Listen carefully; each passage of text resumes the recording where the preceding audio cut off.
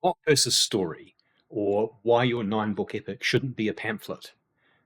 Have you ever wondered why some stories span nine books while others fit in a single volume? A good friend of mine wrote me recently with a reader question: why, since you've plotted out your latest series, don't you release it right away as a single book? It's actually a great question. And as Saf and I were batting this one across the internet, I thought I'd write up our discussion. So, what's the problem exactly?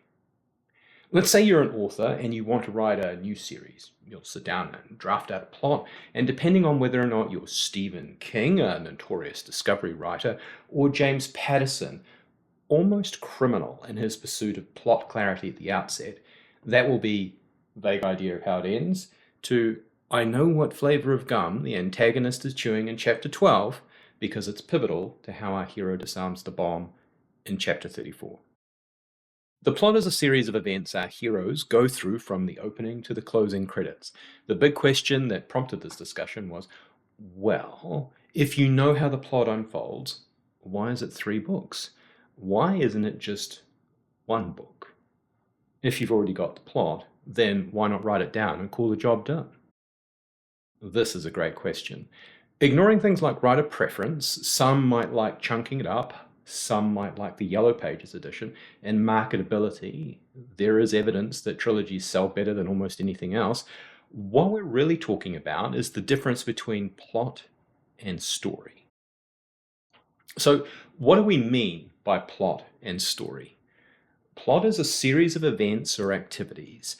Story is the lived experience of the characters undergoing the plot. Plot is actually the easy part. You can hop into ChatGPT right now and ask it to generate a plot for you. Arguably, all the world's plots are already known. While there are mechanical components to an interesting plot, it's the tip of the iceberg. The real source is the story. This is where your plot breathes through the lives of your characters. The plot defines that Michael and John fall in love, but the story lets it happen.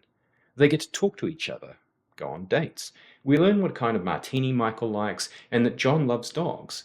We feel John's heart flutter when he gets a text and how Michael has its complicated relationship status on Facebook that's confusing for both of them.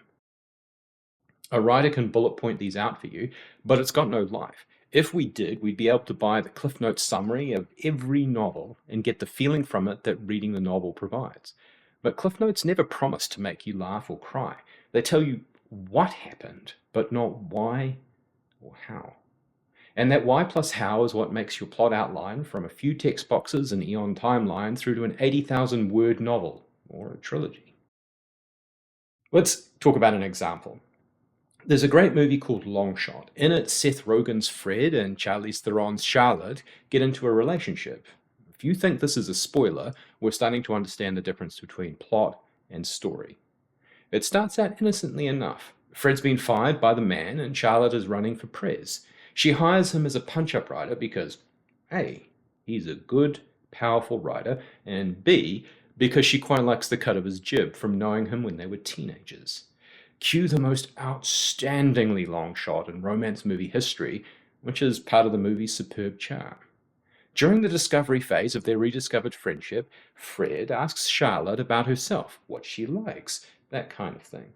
During the scene, we learn she knows A, everything that happened in Game of Thrones, but B, has never watched an episode. She gets summaries from an aide, so when she's doing cocktails with the Sultan of Brunei or whatever, she can vibe on the plot and make it sound like she knows what the story is about. Fred is dumbfounded, but Charlotte doesn't understand the problem.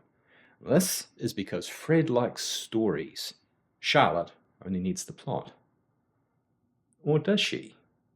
Later in the movie, Charlotte watches a Game of Thrones episode where a very cool and loyal dragon dies.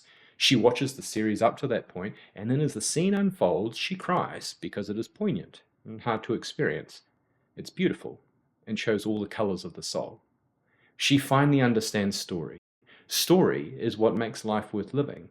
It's the thing that brings joy or tears. It's what makes us mad or drives us to great effort. While plot is the skeleton, it's the story that adds all the parts made out of meat. Think of plot as the boring outline of your IKEA furniture, just a set of parts and a hard to understand instruction sheet. The story, that's the colourful, messy process of actually putting it together, like the time Michael and John tried to assemble a bookshelf and ended up with a wine rack. It captivates your readers and makes your narrative unforgettable. You can let the plot be the scaffold, but it's the story that brings the party. There's a saying I particularly like: the world is full of stories, and sometimes they allow themselves to be told. Please hang up and try again.